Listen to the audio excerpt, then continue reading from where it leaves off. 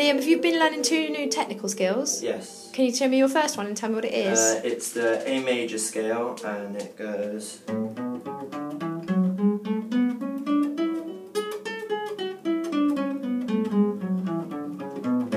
Brilliant. And how many octaves was that?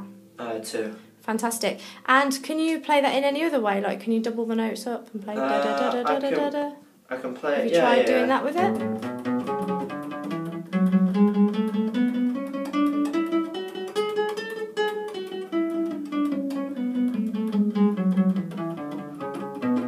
Good. Have you tried any other ways of doing it? Maybe in 3s, in triplets? Yeah. Da da da da da da da da. Wait, off my finger.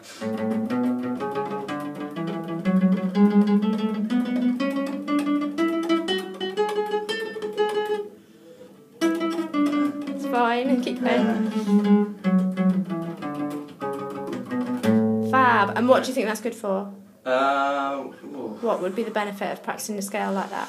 Just being able to work up the fretboard, being able to move about on the guitar, and being able to move your fingers like very fluently. And spreading the fingers as well. But your fingers, on that scale, your fingers, if you're playing triplets, if you're playing triplets, your fingers are moving slower. Yeah.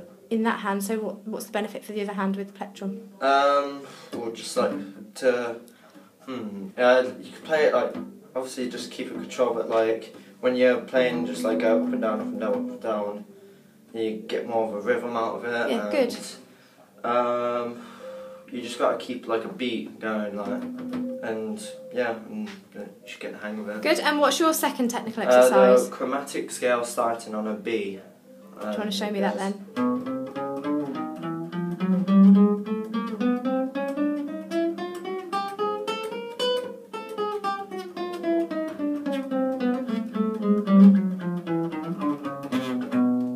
Good. And can you describe how a chromatic scale is made? Well, it's going like down the fretboard. It's just you're playing all 4 like all together. Yeah. And you're just working yourself down. And it's basically. So do you miss any frets out, or is it always the next fret? No, it's just next fret. Just keep next fret. But at the 4th fret, you just, instead of moving up 1, down 1, you just go on to the next string on the same thing. So you're playing the same thing. Yeah. So you go. So it's the same thing, but on the difference is on the last bit when it goes, you just move up. And you go. So instead of playing 4 things, play 5 things. Yeah, to get to the top note. Good. Yeah. So do you know what that's called when you go from 1 fret to the next fret?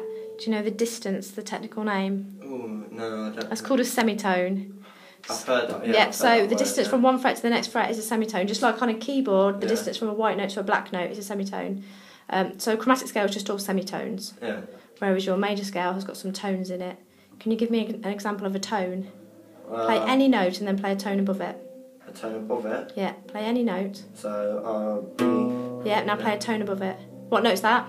The B. Okay, now play a tone above it. So, I just move... 2. Yeah. Like That's that. it? Yeah. So what would a semitone above B be? Semitone. Yeah. Play your B. Now play a semitone above it. Good. Now play a B. Now play a tone above it. Oh, wait. So semitone. So semitone is when I move up 1, and semi is when I move up 2. Yeah, because semi means half, and semi is 2. Yeah. Yeah. All right. Okay. So that's a semitone and a tone. Yeah. What do you think the benefit of learning these scales has been for you? Well, being able to learn things much easier. Like if I want to learn a song and it's like you're moving about, it's picking a bit. It's easier to move about on the guitar. When you're playing it, you can improvise and do it, like modify the scale, so you become much better as a guitarist. And with this, it would be better, especially for the A major scale, to keep your fingers apart, because I've noticed, and if people tell me, if you keep your fingers apart, just makes you better as a guitarist. And have you noticed any weaknesses of yours whilst doing this? I would say my weakness is like, what would be my weakness? Yeah. It's just remembering names sometimes. I forget names. What, the names of the notes? Yeah, the names of the notes. See, because on the fretboard, I've been trying to. So far, the only one I know off by heart is B on the 7th fret. It's the only one I know off by heart. Yeah, but you know what the open strings are called. Yeah. I know all the open strings. Yeah.